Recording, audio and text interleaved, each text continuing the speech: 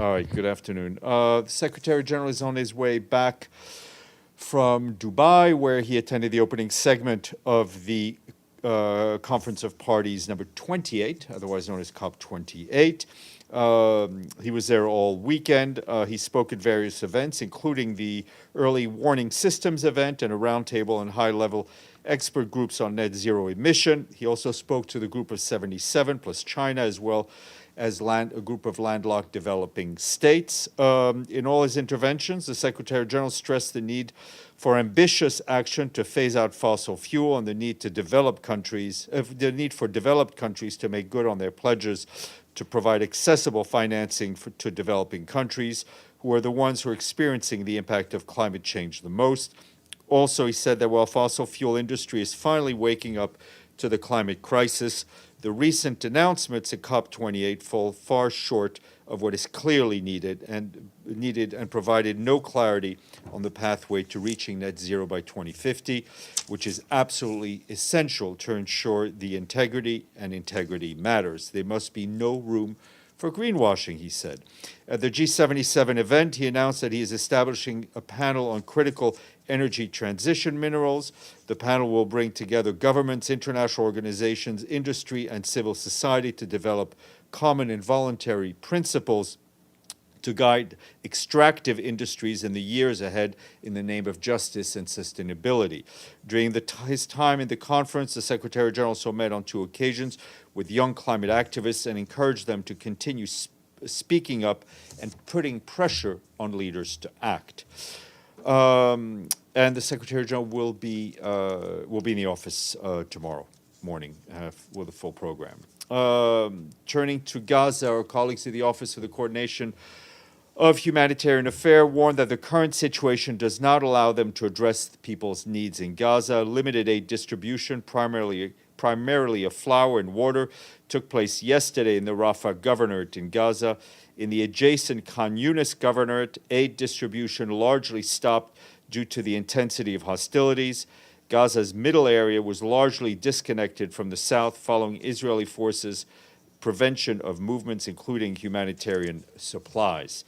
Meanwhile, grave concerns about waterborne diseases due to water consumption from unsafe sources persist, particularly in the north, where water desalination plant and the pipeline from Israel was shut down.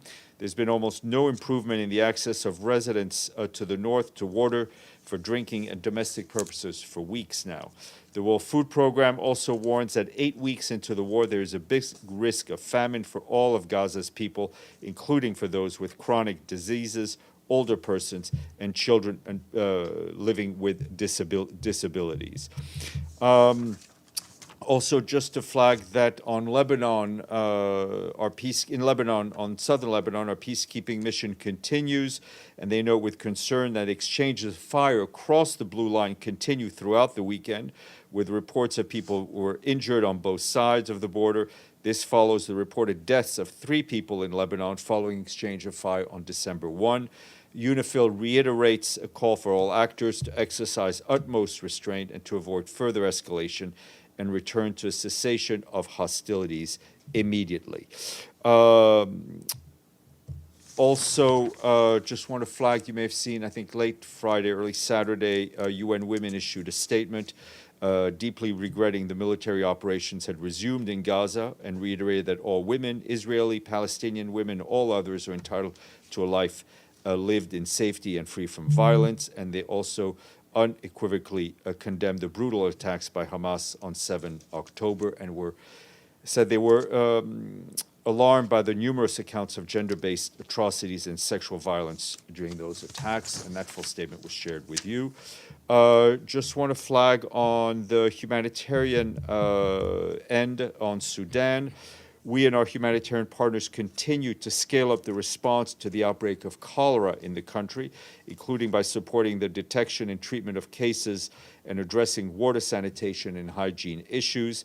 This comes at the Office of Coordination of Humanitarian Affairs warns that cholera outbreak in the country continues to worsen, with a 70% surge in reported cases over the past 3 weeks. To date, nearly 2.2 million oral cholera vaccinations have been administered in the worst impacted states. As of today, nearly 5,200 suspected cases of cholera have been registered, including more than 160 fatalities. Those have been reported in 9 states in Sudan since September 26. That's according to the World Health Organization and Sudan's Federal Ministry of Health. About 2/3 of Sudan's population lacks access to health care. More than 70% of healthcare facilities in conflict areas are out of service. Since the start of the war in April, WHO has verified 60 attacks against healthcare facilities, which, as a reminder, is against international humanitarian law. Also on Sudan, that for the record, we issued a statement on Friday night in which the Secretary General took note of the Security Council's decision to terminate the mandate of its political mission, UNITAMS, that took place on December 3rd. The Secretary General reiterates his deep appreciation to UNITAM's personnel for their service to the people of Sudan and for the resilience, including in the aftermath of outbreak of conflict earlier this year. The Secretary General, as you will recall, recently appointed a personal envoy for Sudan, Ramtam Lamamra of Algeria, who will support the ongoing peace efforts in close coordination and cooperation with the African Union and the Intergovernmental Authority on Development. Also, a quick update from the Philippines, which, as you will have seen, was struck by a 7.4 magnitude earthquake over the weekend in the south of the country. The Office of the Coordination of Humanitarian Affairs notes that more than 700 aftershocks have been recorded, which could further weaken already damaged structures. The government of the Philippines is leading the efforts at both provincial and municipal level. Government agencies and the UN, as well as our partners on the ground, are conducting rapid assessments of impacted areas. According to the government, more than 340,000 people have been impacted, and initial reports damage to hospitals and roads. Back here this morning, Christian Richer, the special advisor and head of the UN Investigative Team to promote accountability for crimes committed by Daesh, ISIL, otherwise known as UNITAD, briefed Security Council members on the 11th report detailing the team's work over the past 6 months. He underscored that his team has significantly contributed to convictions of ISIL defendants throughout the world. More information is online. Also, this afternoon, the Council will hold close consultations on the Middle East. Undersecretary General for Political and Peacebuilding Affairs, Rosemary DiCarlo, is expected to brief on her recent visit to the region, which we shared information with you at the time it occurred. Also, over the weekend, we issued a note to correspondents on Honduras and on the possible establishment of an international, impartial, independent, and autonomous mechanism against corruption and impunity in Honduras. Our colleague Miroslav Jenča, the Assistant Secretary General for Peacebuilding and Political Affairs, focusing on Europe, Central Asia, and Americas, has had discussions with Eduardo Enrique Reina Garcia, the Secretary of Foreign Affairs and International Cooperation of Honduras, on the status of the implementation of the Memorandum of Understanding between the Secretariat of the United Nations and Honduras on a future mechanism against corruption and impunity. They also discussed the joint way forward. Also, over the weekend, we issued a statement in which the Secretary General congratulated the states parties to the Treaty of the Prohibition of Nuclear Weapons on the successful conclusion of their second meeting. He said he's encouraged by the work done, which showcases what is possible within multilateral nuclear disarmament negotiations and bolsters the global disarmament and non-proliferation architecture. He also welcomed the adoption of the political declaration contributing towards a shared goal of a world free of nuclear weapons. A couple of programming notes. The 2023 UN Peacekeeping Ministerial meeting is starting tomorrow in Ghana. Ministers and delegates from more than 85 countries and international organizations are meeting in Accra. This is a 2-day event held in Africa for the first time. It is an important opportunity for members to demonstrate their political support and make concrete pledges to strengthen UN peacekeeping's effort to meet current and future challenges and needs. The meeting will focus on important issues such as advancing sustainable peace, the protection of civilians, strategic communications, improving the safety and mental health of peacekeepers. Member states and the UN will also work together to improve environmental management of peace operations and to deploy more women peacekeepers to ensure more diverse and inclusive operations. In a statement released earlier today, Jean-Pierre Lacroix, who runs our peacekeeping department, said that to succeed in a world that is more divided than ever, we need the united and active engagements of member states. Also, our colleagues in the Department of Economic and Social Affairs tell us that in Addis Ababa, in Ethiopia today, government officials from around the world are beginning the first global workshop for the 2024 voluntary national reviews of the implementation of the SDGs. The two-day workshop is organized by DESA and is hosted by the UN Economic Commission for Africa. More information on the interweb. This Friday, December 8th, the Office of the Special Advisor on the Prevention of Genocide is organizing a high-level event to mark the 75th anniversary of the Convention of the Prevention and Punishment of the Crime of Genocide and the International Day to commemoration and for the commemoration and dignity of the victims of the crime of genocide and of prevention of the crime. Under the theme, A Living Force in a World Society, the Legacy of the 1948 Convention, panel speakers will reflect on the impact of the convention in the areas of accountability, memory, and prevention.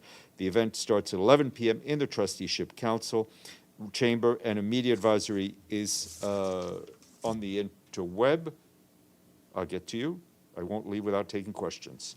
And also in Atlanta, from the 11th to the 15th, in Atlanta, Georgia, there will be the 10th session of the Conference of States Parties to the UN Convention Against Corruption, and the meeting is expected to highlight the impact of corruption on the environment and climate change. It will discuss how corruption hinders achievements of the Sustainable Development Goals and the role of the private sector in fighting corruption. And this is an important milestone for the conference. It coincides with the 20th anniversary of the Convention on Corruption. And today is the International Day of, if I said to you, show me the money, what would you say? It's not the International Day of Tom Cruise. That's a good one. It's the International Day of Banks. This day is a reminder that a well-run national development banks can help countries develop finance operations for the Sustainable Development Goals. Despite the humor, it is an important day. Please, Edie, and welcome back. Thank you, Steph. Two questions. A quick follow-up on the Secretary General at COP28.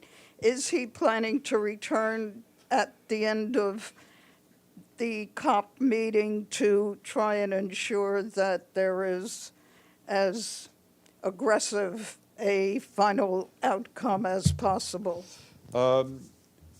We haven't announced a second leg, but I think traditionally one would not be surprised to see the Secretary General return, as you would say, to put maximum pressure on. But that will be announced in due time. And a second question on the UN statement, the UN Women's statement on especially condemning the reported crimes of sexual violence against women by Hamas. The UN and UN Women have been criticized for the long delay, 7 weeks and more, in coming out with a statement. What is the UN's response? Well, I mean, I think UN Women's response, I think, is the clarity of their statement, and I think it refers back to things they have said in the past that may not have been seen. I mean, and for his part, I think the Secretary General all along has been extremely clear. Benno, then Deji, then Margaret Bashir. Thank you. About COP. How satisfied is the SG so far with the ongoing COP? Well, listen, I think I would refer you to his reaction to some of the developments that were laid out clearly in his statement. As for a verdict on the COP itself, I think we will wait till the end of the event. Okay, and I don't know if you said that already in Dubai, but do you have a position on the, I think 28 countries it was, pledging to increase nuclear power? Is that a way the SG sees as fruitful? I think I would refer you to, I think the SG did address it in one of his remarks, so I would refer you to that. Deji. I'm going to dig a little bit deeper on the UN Women statement. I believe the Secretary General also said there should be an investigation on this attack, Hamas attack, of the sexual violence during the attacks. How would the investigation of this Look, go? there are different mechanisms, and we've seen different mechanisms throughout the world. Of course, national authorities, where the crimes took place, have the initial, of course, the initial responsibility, and we fully understand that the Israeli authorities are doing so. We remain engaged with the Israeli authorities through UN Women, through Pramila Patten, on how we can support them in any way. But there needs to be accountability. But today, the Israeli missions event called Hear Our Voice, Sexual and Gender-Based Violence in the October 7th Hamas terror attack, the Israeli Ambassador Mr Eran said that he believed UN Women is a blatantly anti-Semitic UN body, and should be investigation that truly must be carried out is an investigation of UN Women's indifference to the heinous crimes against Israeli women. First of all, as I said to you before, I'm not interested in getting for. I know. But That's why I'm going to ask you the let me finish. Okay. I think I heard a question mark there. Let me get to a full stop, and then we can return to question marks. Actually, I didn't give you any question yet. Okay, you All can right, go ahead. You can go ahead. Okay, thank you, Deji. I appreciate it. First of all, the Secretary General's full confidence in UN Women and the leadership and the Executive Director of UN Women. And I think that's clear and unambiguous. If you have any questions regarding more details of UN Women's statement, I would refer you to them.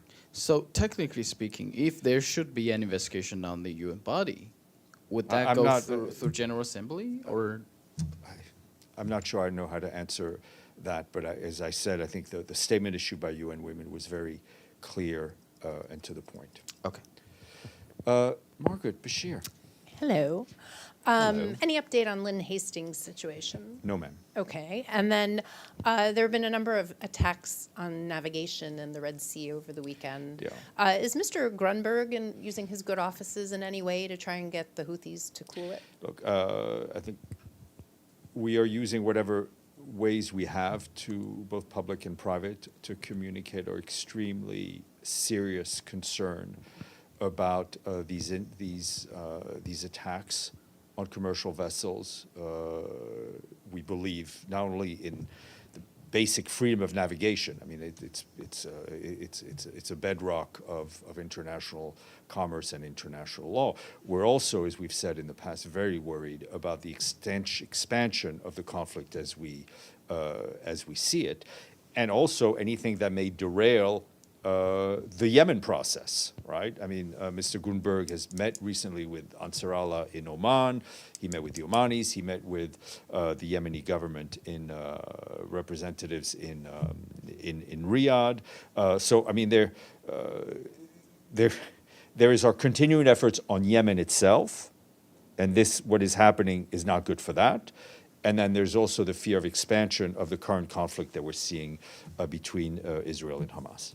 And just one more. I know you addressed it last week. You were asked about the Secretary General's confidence in Cindy McCain leading World Food Program. But over the weekend, there's been reports about a petition that's gaining traction from within the agency. Employees are really unhappy with her. Is the Secretary General still fully confident in her leadership, especially at this time of crisis? Yes, he is. Abdelhamid. Thank you, Stéphane. I have a few questions also. I want to start with what's going on in Gaza and the West Bank, Stéphane. The Palestinian people are being butchered day in and day out. Every single day, there are hundreds of people. 300 people were killed in the last 24 hours in Gaza, and again in the West Bank. What the UN can do to do something kind of protection? The Palestinians are being annihilated day in and day out. It's a genocidal war. It's not a war between Israel and Hamas. It's between Israel and the Palestinian people. What the UN can do? Well, I mean, I think if, as you've seen, we have been speaking out publicly. We've been speaking out privately with all the necessary interlocutors. We're, of course, the Secretary General is, of course, extremely concerned by the resumption of the hostilities between Israel and Palestinian armed groups and Hamas. Also, the renewal of the ground operations and intensified airstrikes by the IDF, notably in southern Gaza. Also, the firing of rockets towards Israel from Gaza. We have, again, been advocating both privately and publicly for the Israeli forces to avoid further action that would exacerbate an already catastrophic humanitarian situation. I mean, it's clear to anyone that as long as you have fighting and intensified fighting, it is that much more difficult and complicated to distribute humanitarian aid, both not only for the safety of aid workers, but also for the safety of those who are receiving it. There is international law, and all the parties in this conflict have obligations to respect that international law. We continue to call for an immediate humanitarian and sustained humanitarian ceasefire, and of course the unconditional release of all the remaining hostages in Gaza. And these are things we're saying publicly and we're saying privately. Your second question, sir. My second question about the accusation of an UNRWA staff, and the UNRWA issued a statement. Do you have information that it was a lie and was not proven in any way? No, I mean, I would refer your question to UNRWA. I think they've been very public about asking for more information. They're trying to get more information to investigate this claim, to see what the veracity of it is. They're taking it very seriously. Jordan? My question is also, one more question, please. Okay. Go ahead. Sufyan Taya is the president of Islamic University in Gaza. He's one of the most renowned scholars in the world. He's among the best 2% of physics, scientific. He's a science scholar in physics, and he was killed with his family. I didn't see any reference to him, and he was, by the way, UNESCO chair also for science. So I didn't hear any statement from Thor Winston or anyone. What the resumption of fighting has done is it has led to a return of civilians being killed, people being killed with their families in their homes as they were seeking shelter, as they were sleeping, as they were eating. We're seeing a cross section of the population of Gaza, civilians, esteemed scientists, journalists, UN staff workers, all of them dying in Gaza. And this is why we want to renew our call for a humanitarian ceasefire. Jordan, and then I'll come back to the room. Okay. Good afternoon. I have two small questions and one also simple question. Israel, in the past few days, attacked Damascus, Syria. If you have anything to say on that. And also, according to UN OCHA, this question about settler violence in West Bank, they said most of cases which that Israeli army, occupation army, actually accompanied the settlers and they start shooting people, especially villagers or olive collector. If you have anything on that. The other question, as Abdel Hamid asked you, what the UN can do beside talking? Well, I think on your second question, as you said, Abdel Hamid asked it. I answered it to the best of my abilities. I was not holding back anything. So I think I've answered that question. On the West Bank, we continue to be very worried about what we're seeing in the West Bank, intensifying Israeli operations, spiking of settler violence, a high number of fatalities and arrests. We're also seeing attacks on Israelis by Palestinians. I think we need to be able to keep a focus on both on what is going on in the Gaza and the West Bank simultaneously. Your other question, sir? Well, I did it about Israeli attack on Syria 3 days ago. I don't have anything. I mean, what we've repeatedly said on number of attacks we're seeing in Syria from very different quarters is same to my answer to Maggie, is the risk of expansion to this conflict, the need for everyone involved to avoid any actions that would escalate the conflict, which is already fairly intense. Stefano, then Deji. Thank you, Stéphane. When did Secretary General Guterres last speak to President Biden? I don't have an exact date for you. The last month? I No? mean, I don't know if he spoke in the last month. Does he? He spoke. I mean, you know, I understand the kind of the focus.